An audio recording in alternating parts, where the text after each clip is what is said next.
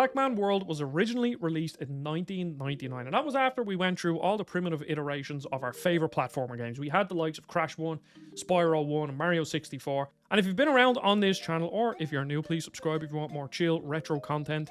You know that I love 3D platformers, and yes, somebody will comment tree as in T-R-E-E. I get that comment on every single 3D platformer video I ever made, but it's just the way the Irish people pronounce tree. But with that aside, I love playing 3D platformers, especially from this era, because from 1995 to say the early 2000s, everything was very experimental. You had all sorts of different types of platformers. They hadn't exactly figured out what sort of level design works or what way you want the character control, so every single developer was doing something different.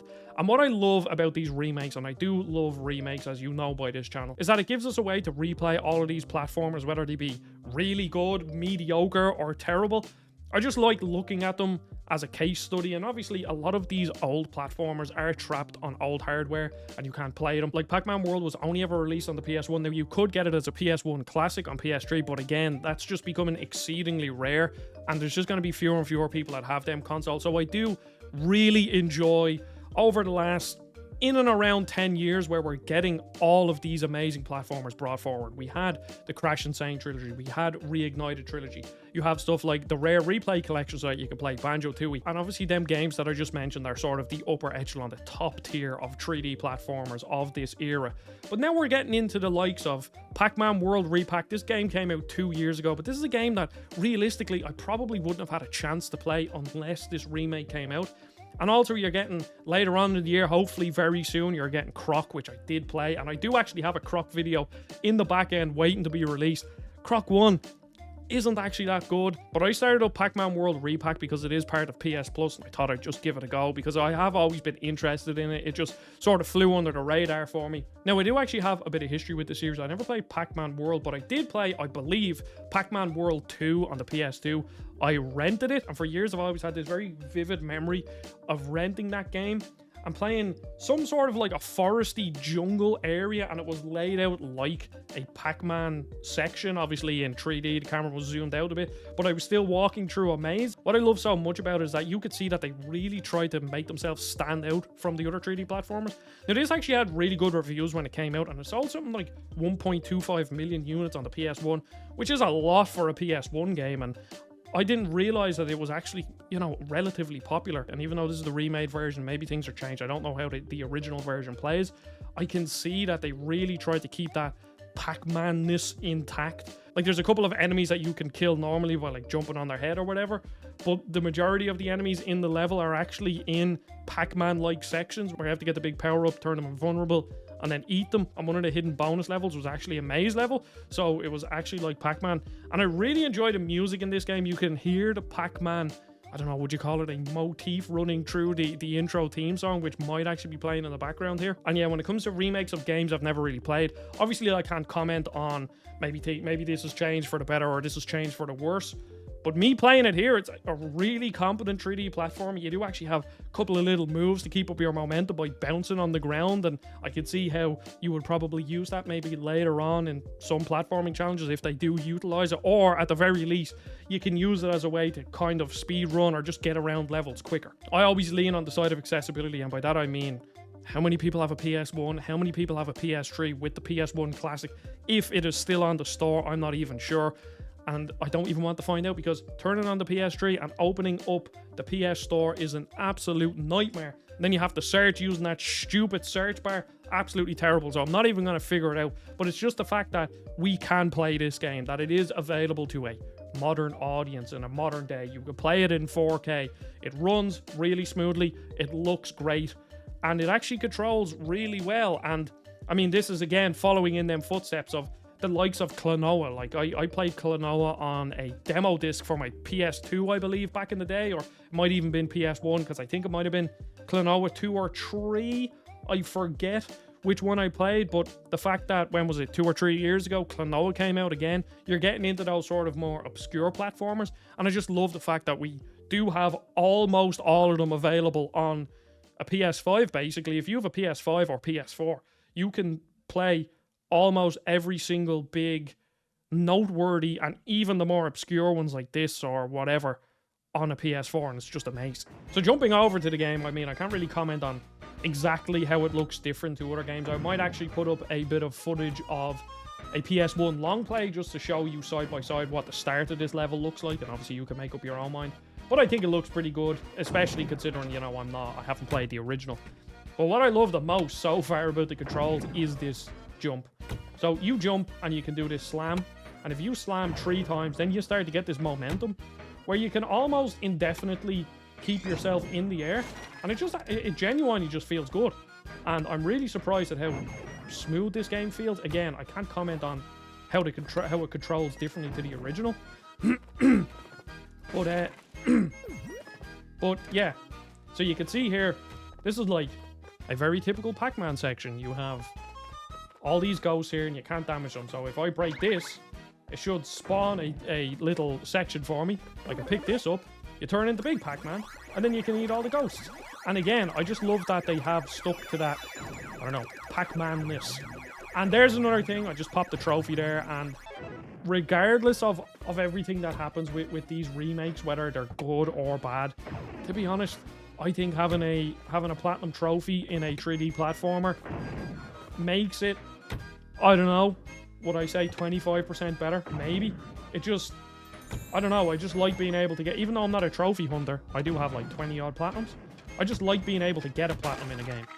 And the game has what I like so far as well is that, and again, I don't know how difficult it will get in the future, so if you have played it, let me know.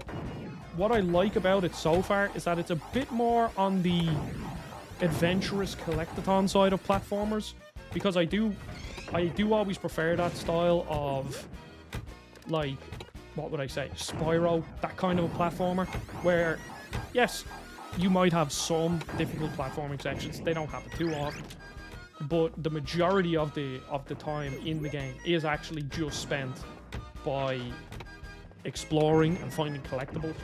And like, I'm currently playing through Spyro 3, which I will have a video of soon, because it actually is the 20-year anniversary of Spyro 3 this year, which is insane. And I don't know, that style of platformer has always suited me more, where you're just sort of taking your time, it's a bit more breezy, you're not like pulling your hair out trying to do anything really.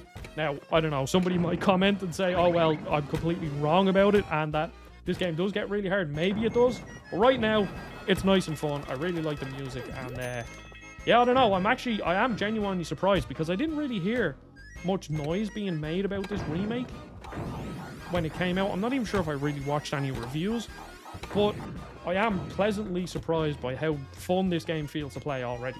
And here's another thing, so the hidden keys in the level are actually Galaga ships, which are really cool. Obviously another Bandai Namco franchise, and I believe there were other Dig Dug collectibles as well. And I actually had a Bandai Namco plug and play that I loved when I was a kid.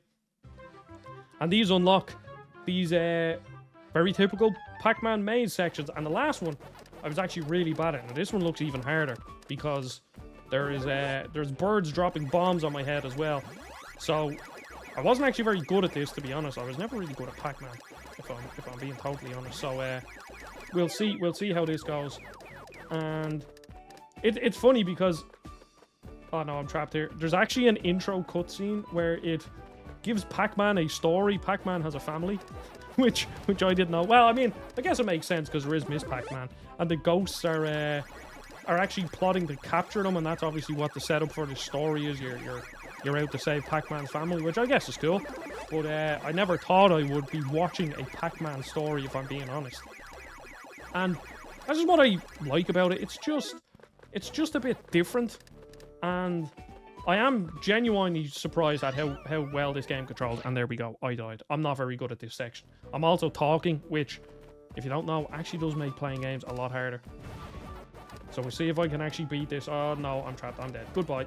That is one thing that I guess can be annoying about platformers, is when you can't redo special stages in the level, so then you have to replay the level. I understand, you know, this is just older games will make you do that, and I guess, like, if you really wanted to talk about the game design of it, obviously you do want punishments for not being able to like do a challenge or succeed or whatever. But I don't know, sometimes it can make the 100% completion a bit more annoying than it has to be. So the more I play this game, the more I am reminded of something like Mario 3D Land or 3D World, which is pretty cool because them games are fantastic. And it's this was obviously a good many years before that. But as I'm, you know, thinking about this game more and thinking about Pac-Man World 2 or 3, I don't know which one I actually did play because I can't fully remember. If you have made it this far in the video, what is that sort of game for you? That I saw a really good video, a Polygon video on TikTok, and it was about a cousin. It was called a cousin game. That's what they deemed it, and it was like that sort of a game that you remember playing for like a weekend and maybe wasn't up to scratch with all the other games that you own, but you still just have memories of it. And I honestly think that I was really trying to do that platform section thing, and I had to do it myself, but it felt nearly impossible. But I almost feel like this sums that up perfectly. I am actually having a lot of fun here, but maybe this isn't on the same level as a Crash or a Spyro. But it's still quite fun, and I think if I had played this when I was a kid, I would have loved it. So what's them sort of cousin games, them games you played? Because if I think of them for me, another one that I think of, and here's one I have to do a video on at some point for everyone. Oh, there's Dig Dug over there. It's Donald Duck PK. It was a Donald Duck 3D platformer where he was like some superhero. I played it in my cousin's house. We absolutely adored it. I'm not sure if the game is good anymore, but yeah, I have a lot of memories of playing that game when I was a kid. So let me know what your sort of cousin game, if you want to call it, is in the comments down below. Now, this part of the game is at the end of every single level, and depending on what you do during the level, you get X amount of tries. Obviously, it's leaning into the whole arcadey nature of Pac-Man. But I personally don't like it because, well, I don't think lives will be too important. As you can see, I already have 18 lives. I think I've only died a couple of times in the game, or maybe once, twice, if even. So fingers crossed it won't be too important, because doing this slot machine is actually kind of boring, and also if you need lives, it does sort of kill the pacing a bit, where like I have to spin this, and let's say I want to go for 3 lives. Okay, so this is how I did it last time. I want to go for 3 lives, so I'm going to line it up to the Galaga thing. So if I'm sitting here and I look at it, so Galaga, it goes pink, cherry, Galaga. So on the first one, so now I just wait for this slot. It goes pink, cherry, Galaga. There we go. And now I have to line up the Galaga here. And it goes cherry, lemon. So it goes cherry, lemon, Galaga. And now I do it again, which will be something cherry, Galaga. What was it? So it was pink, cherry, Galaga again. So there we go. Yeah, okay, so it's the second pink cherry. So it's pink, cherry, and now it's pink, cherry, Galaga. I missed it there. But for me to do that and get all my lives, I'd have to sit here and just do that again. And yes, like I know now, it goes pink, cherry, Galaga, and then it goes, was it cherry, lemon? I think it did, cherry, yeah, and I missed it again. But I don't know, if this is the way you're supposed to get lives, I'm like, this isn't very fun. I just want to play some more platformer. So yeah, this game is on PS Plus now to download for $3.99 if you want to call it that. I think it's relatively cheap. I think I'd get a physical copy of it. Let me actually, do you know what? Let's have a look here. I'll go to Smith's, which is an Irish game and toy retailer over here. They usually have good deals on stuff. Pac-Man World Repac is €30 new over here physically. Let me check in CEX. It's a used shop over here. I think it's in the UK and Ireland. I think it might be in some other places, but let me see. Pac-Man World Repac. It is. Oh, it's actually still relatively expensive. Oh no, the PS4 version is €10, and the PlayStation 5 version is 38, which is pretty interesting. That's very expensive. So it actually is quite expensive, but it is on PS Plus. So far, I think it's really fun. I am going to continue to play it because I just like these 3D platformers. I like to have usually one form of a 3D platformer going at all times. On my main channel, I just came off reviewing Kingdom Come Deliverance 2. So if you are interested in that, go check it out. I'll leave a link in the description. And obviously that's a big, long, 50, 60 hour long RPG. So it's always good to have a platformer going in the background just to sort of break up the pace and all that.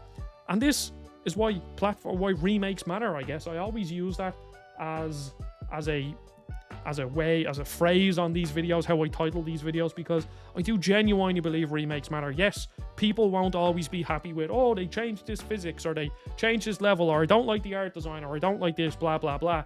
But at the end of the day, it means that newer people can play the games, because not everyone's going to be like people like us if you're watching this video. I have 2 CRTs. I have a small CRT here on my desk. I have a 29-inch CRT that I'm holding for my friend.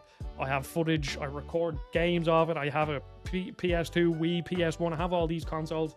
And obviously games are just sort of expensive and annoying to get.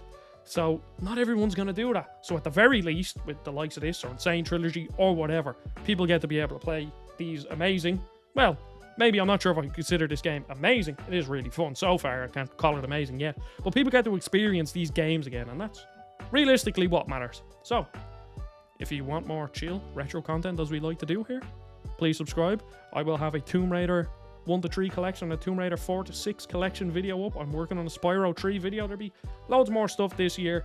Thank you very much for watching. Join the channel members down below if you want to support the channel, because all these games and retro stuff is expensive, but whatever you want to do, it's totally fine. Thank you for watching. I'll see you all on the next video. Goodbye.